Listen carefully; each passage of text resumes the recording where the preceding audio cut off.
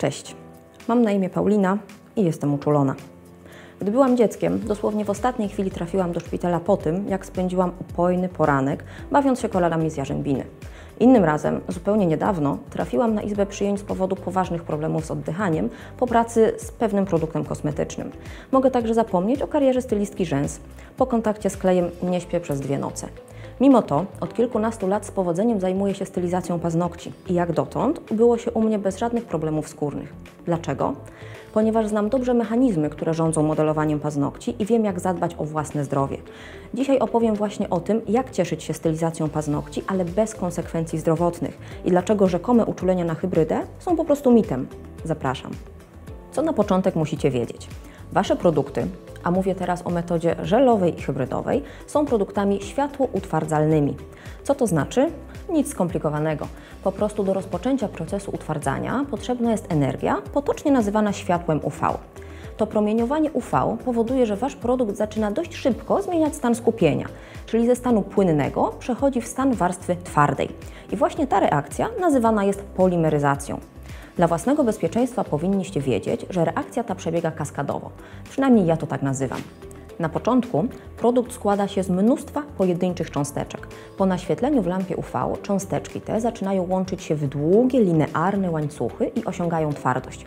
Ale uwaga! To, że na pierwszy rzut oka hybryda czy żel wydaje się być prawidłowo utwardzonym i oceniacie: o, jest twardo, mogę piłować, absolutnie nie oznacza, że produkt jest utwardzony pod względem chemicznym. Wręcz przeciwnie. Twardość, którą Wy oceniacie tak na oko, produkt osiąga bowiem już na poziomie 50% faktycznego utwardzenia. Co to oznacza w praktyce? Że jeżeli zamiast 30 sekund Wy będziecie trzymać rękę w lampie 20 sekund, bo na oko uznacie, że produkt został odpowiednio utwardzony, masa będzie nadal aktywna pod względem chemicznym. I wyjdziecie na spacer lub wypuścicie klientkę z salonu z bombą o opóźnionym zapłonie.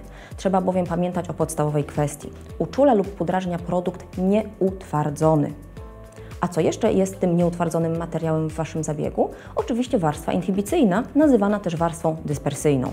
To ta lepka, klejąca powłoka, która zawsze zostaje na powierzchni płytki paznokcia po wyjęciu ręki z lampy. Co ona tam robi? Leży sobie, ponieważ na polimeryzację hamująco działa powietrze i ta warstewka nigdy w życiu się nie utwardzi. Dlatego miejmy też świadomość, że nasze produkty nigdy nie utwardzą się całkowicie, ale muszą być spolimeryzowane tak, by nie było co do tego żadnej wątpliwości. Ale do czego ja tu zmierzam?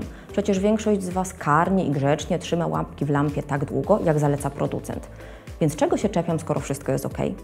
Czepiam się tego, jak wygląda Wasz zabieg, bo niestety ponad dekada doświadczenia na stanowisku instruktora nauczyła mnie jednego. Mało który stylista pracuje zgodnie z zasadami BHP.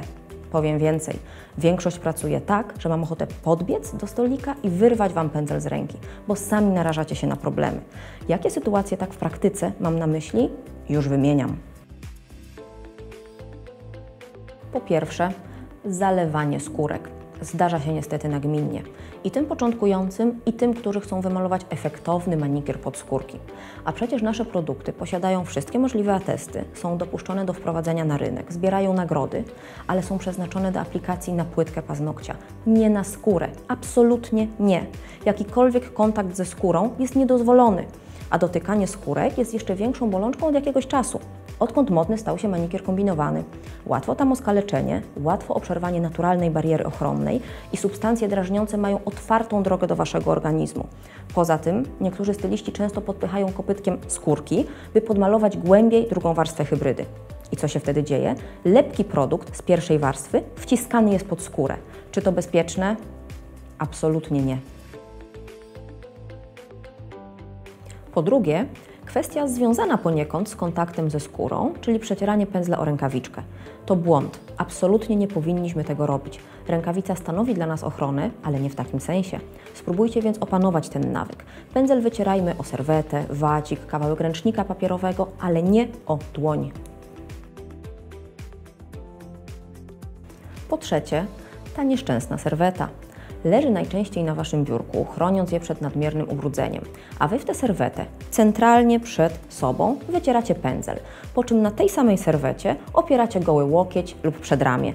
I tak przez 8 godzin dziennie. Sami widzicie. Po czwarte, duże znaczenie ma oczywiście kwestia lampy. To, że ma być mocna, to oczywiście wiecie, ale że musi być super czysta? Czy na to zwracacie uwagę? Brudne lustro albo poplamione choć 2 diody już sprawiają, że mniej promieniowania dociera do żelu i nie jest on w pełni utwardzony. Dawniej było łatwiej. Wybrudzone przez klientkę żarówki można było obrócić na drugą stronę, ale z diodami nie zrobicie nic. Pozostaje tylko dbanie o czystość i regularna wymiana lamp. Po piąte, choć dla mnie osobiście to powinien być numer 1, to nieprawidłowe przecieranie klejącej warstwy żelu lub hybrydy.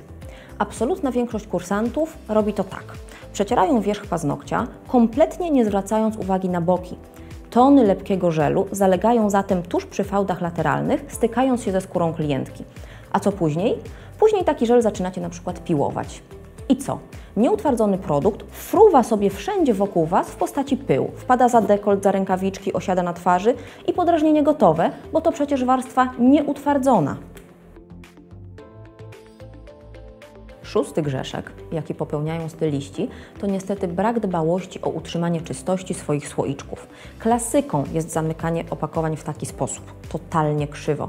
A czemu tak jest nieprawidłowo? Bo masa wylewa się z termosów, wpływa w rowki zakrętki i zaczyna wylewać się ze słoika, po czym Wy dotykacie mokrego produktu, sprzątając biurko. I znowu, podrażnienie gotowe. 7. drobiazg, o jakim pamiętajcie, to sensowny sposób odkładania pędzla w czasie pracy. Nigdy nie kładźcie go na otwartym słoiku z żelem. Przecież cały się poklei, a Wy za moment znów weźmiecie go do rąk, po czym skończycie żelowanie i tą samą lepką dłonią będziecie dotykać dłoni klientki. I znowu, kolejny kontakt ze świeżym produktem. Na co także warto zwrócić uwagę, wykonując zabiegi, to używanie różnego rodzaju narzędzi i preparatów. Czy wiecie, że 17% dorosłych ma uczulenie na nikiel? Już kilkanaście osób pisało do mnie uradowanych, że odkryło, skąd wziął się ich problem w czasie malowania paznokci. Z kontaktu z narzędziami właśnie. Pamiętajcie też, by używać dobrych jakościowo cleanerów czy primerów. I nie kupujcie tanich, niesprawdzonych kremów na podrażnienia na zagranicznych portalach aukcyjnych. Być może wolelibyście jakiś miły i sympatyczny odcinek na temat nowych trendów albo technik zdobienia, ale przepraszam. Uznałam, że temat bezpieczeństwa pracy jest na tyle istotny, że warto go poruszyć. A poza tym jestem uczulona na opowiadanie bzdurek typu oj, ta hybryda zła, okropna, paskudna, nie wolno jej używać. To nieprawda. Używajmy produktów poprawnie, a będziemy cieszyć się ślicznymi stylizacjami przy każdej możliwej okazji. A więc trzymam kciuki za Wasze piękne wzory, ale również przyjemną, sprawną i bezproblemową pracę.